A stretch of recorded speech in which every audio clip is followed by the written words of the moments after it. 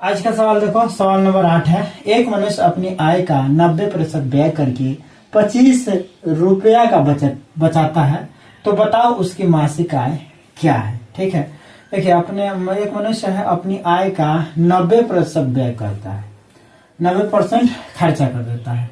मान लीजिए कि उसकी आय अगर 100 है और इनमें से 90% खर्चा कर देता है। 90% खर्चा करने का मतलब 90 खर्चा कर देता है। 100 में 90 खर्चा कर देता है, बचता कितना है 10। यही क्या होगा 10%, यही बचतवा कितने का बराबर होगा 10% का। ठीक है, मान लेंगे कि कोई व्यक्ति है, उसकी आय जो है क्या है 100 है, तो 100 में वो 90% खर्चा कर देता है, 90% व्यय करता है, यानी कि 100 में 90 व्यय कर देता है, बचता कितना है 10%। यही 10% जो है 25 के बचत के बराबर होगा। अब हम लोग मान लेंगे कि माना उस व्यक्ति का कार्य कर रहा है, उसकी मासिक आय ज्ञात कीजिए। उस व्यक्ति का मासिक आय हम लोग मान लेते हैं, माना कि उस व्यक्ति का मासिक आय क्या है 100 रुपया है, 100 रुपया है। ठीक है, तो अब हम लोग इसी यक्ष का 10% निकाल देंगे। इसी यक्ष का 10% निकालेंगे ना, 10%, यही परसेंटवा जो है बराबर होगा 25 रुपए के, क्योंकि यही इसका बचत है और यही बचतवा जो है 25 रुपया बचाता है, यानी कि यही बचत 25 रुपए के बराबर होगा। बस 10% निकाल दीजिए। ठीक है, मैंने इस समीकरण को सॉल्व कर दीजिए, आपका जो आंसर आ जाएगा। तो यहाँ पे अब हम लोग क्या करेंगे, यक्ष का मतलब क्या हो जाएगा गुणा, और 10 अब बटे क्या हो जाएगा 100, अब बराबर जो है क्या हो जाएगा 25। ठीक है, अब 100 को इधर क्रॉस गुणा करा दीजिए, तो यक्ष गुणा 10 अब बराबर हो जाएगा 25 और डबल 0। ठीक है, 100 का इसमें गुणा करेंगे तो डबल 0 हो जाएगा। अब हम लोग चाहे तो यक्ष को इधर छोड़ देंगे और 10 को इधर ले जाते हैं, तो 25 डबल 0 अब बटस है, तो 1 0 से 1 0 काट दीजिए। ठीक है, 1 0 से 1 0 काट दीजिए, और उसके बाद से क्या करेंगे, बचा कितना भाई 1 से अब 250 में भाग देंगे तो कितना होगा 250 से होगा, तो 250 रुपया इसका क्या हो जाएगा आंसर हो जाएगा। ठीक है, यानी कि उसका कुल मासिक जो है आय क्या होगा 250 रुपया होगा। यानी कि यहाँ पे हम लोग लिख सकते हैं कि मासिक आय कितना हो जाएगा,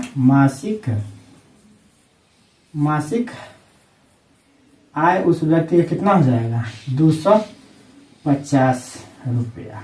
ठीक है, बस ये आपका आंसर हो जाएगा। ठीक है, अगला सवाल 9वां देखेंगे। क्वेश्चन नंबर 9 है, एक दूध बेचने वाली 7.05 लीटर दूध। देखिए क्वेश्चन नंबर 9 देखिए, एक दूध बेचने वाली 7.05 लीटर दूध में 8.46 सेंटीलीटर पानी मिलाती है। बताइए दूध में कितने प्रतिशत पानी मिलाती है भाई। तो दूध का हम लोग को प्रतिशत बताना है, यानी कि हर कितना प्रतिशत के बराबर है। ठीक है, तो देखिए प्रतिशत निकालने के लिए जो भी मिश्रण है ये वाला, ये कितने प्रतिशत के बराबर है, क्योंकि यह पानी है ना, तो पानी का ये जो मिश्रण है हमको इसका प्रतिशत बताना है। ठीक है, तो जो भी चीजें मिश्रण में जो है क्या किया जाता है कि इसको और इसको जोड़ लिया जाएगा। ठीक, और इतना बटे टोटल जोड़ने पर जो होगा उतना गुणे 100 कर देंगे, तो हम लोगों का जो है पानी का प्रतिशत निकल जाएगा। ठीक है, तो इसके लिए हम लोग क्या करेंगे, सबसे पहले हम लोग इसको जो भी मात्रक है, जैसे लीटर में है सेंटीलीटर में है, तो मात्रक को एक समान कर लेते हैं। तो पहले मात्रक बराबर करते हैं, मात्रक बराबर कर लेते हैं, बराबर कर लेते हैं। अब चूंकि ये दिया है कितना दिया है, ये दिया है 7.05 लीटर, तो लीटर को हम लोग फिलहाल में लीटर रहने देते हैं और सेंटीलीटर को लीटर में बदल देते हैं। तो फिर हम लोग 8.46 सेंटीलीटर को लीटर में बदलेंगे, सेंटीलीटर को लीटर में बदलेंगे, तो इसमें हम लोग को 100 से भाग देना पड़ेगा। क्यों, क्योंकि 1 लीटर में 100 सेंटीलीटर होता है, तो 1 सेंटीलीटर में 1/100 लीटर हो जाएगा। ठीक है, तो इसमें हम लोग 8.46 से क्या 6 में भाग दे देंगे 100 से, ठीक है। तो ये हो जाएगा लीटर में, ये भी क्या हो जाएगा लीटर में, ठीक है। ये हो जाएगा लीटर में। और इससे इसमें भाग देंगे तो हम लोग को देखिए नीचे 2 जीरो है ना, तो यहाँ से दशमलव यहाँ पर है ना, तो यहाँ से 2 अंक इधर बढ़ा देंगे। यानी कि कहने का मतलब यह है कि 0.08 हो जाएगा, 0.08 हो जाएगा और 4 6 तो रहबे करेगा, ठीक है। तो यानी कि यहाँ से 2 स्थान इधर चलेगा, तो भाई एक 8 को टपा, एगो 0 को टपेगा तो 2 स्थान टप गया, तो यहाँ पे दशमलव आ गया, तो ये हो गया लीटर में। ये आपका कितना में हो गया लीटर में, ठीक है। अब हम लोगों ने इसको लीटर में, अब कुल मिश्रण हम लोग ज्ञात कर लेंगे। कुल मिश्रण कितना हो गया, कुल मिश्रण कितना हो जाएगा। तो हम लोग का पहले का दूध कितना है, दूध ये क्या है, दूध है, ये है दूध, और ये क्या है पानी है, ये क्या है पानी। तो दूध और पानी मिश्रण है, तो दूध पानी का मिश्रण, कुल मिश्रण हम लोग का कितना हो जाएगा, तो 7.05 लीटर, ठीक है। और ये कितना है, दशमलव में 0.846 लीटर, तो दशमलव में 0.846 ये क्या है लीटर, ठीक है। यहाँ पे अब 0 लिख देंगे, इधर कोई अंक नहीं है तो ठीक है। अब इसको हम लोग क्या करेंगे, इस लीटर को थोड़ा और इधर लिख लीजिए। अब अंक के सामने 0 फिर इसके सामने भी 0 भर लीजिए, ये लीटर हो जाएगा, ठीक है। तो अब जोड़ लीजिए, तो जोड़ेंगे तो 6 0 में 6 जोड़ेंगे 6 और 4 0 में जोड़ेंगे तो 4 और 8 5 13 के 3 और 0 0 1 ही होगा और 7 के 7 हो जाएगा, तो ये हो जाएगा 7.1346 लीटर, ठीक है। ये हो जाएगा लीटर में। अब हम लोग जो है पानी का प्रतिशत निकाल देते हैं। तो पानी का प्रतिशत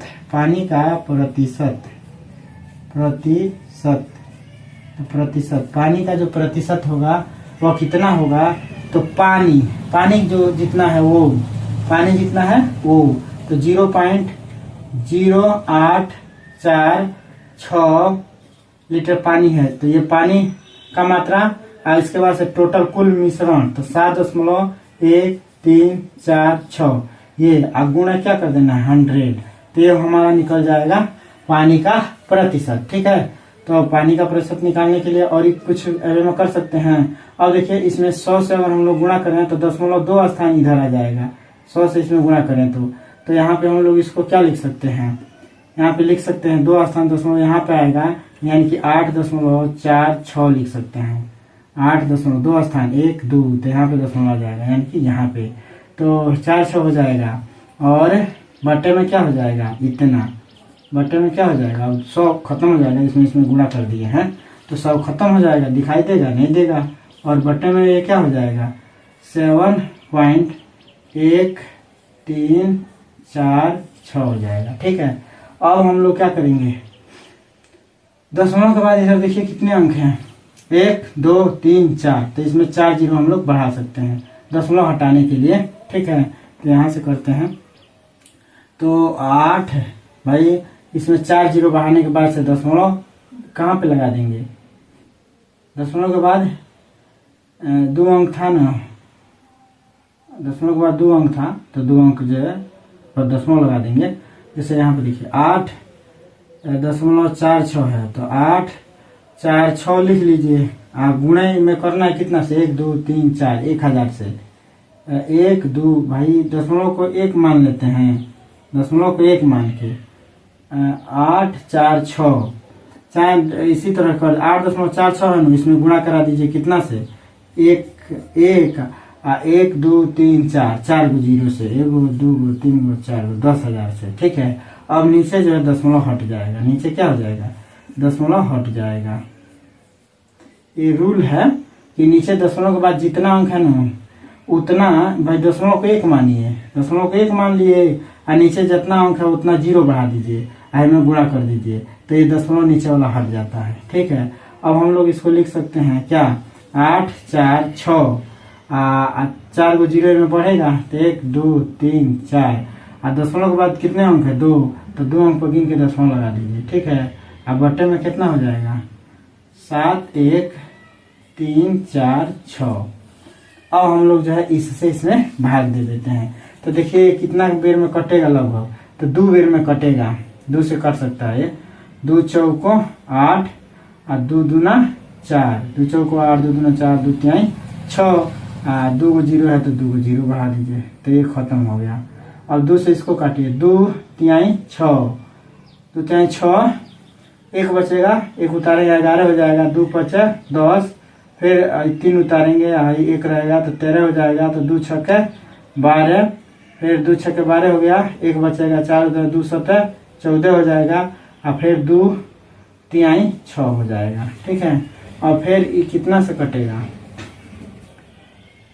अब 3 3 6 6 5 11 11 6 17 7 14 24, 3 से कट जाएगा, 3 से 4 2 6 और 6 3 9, 3 से कट जाएगा, 3 एकनम 3 3 एकनम 3 3 एकनम 3, 2 बचा, 3 7 21, 3 8 24, 3 9 27, तो 3 8 24 24, 2 बचा, 3 9 27, 3 एकनम 3, तो यो कट गया।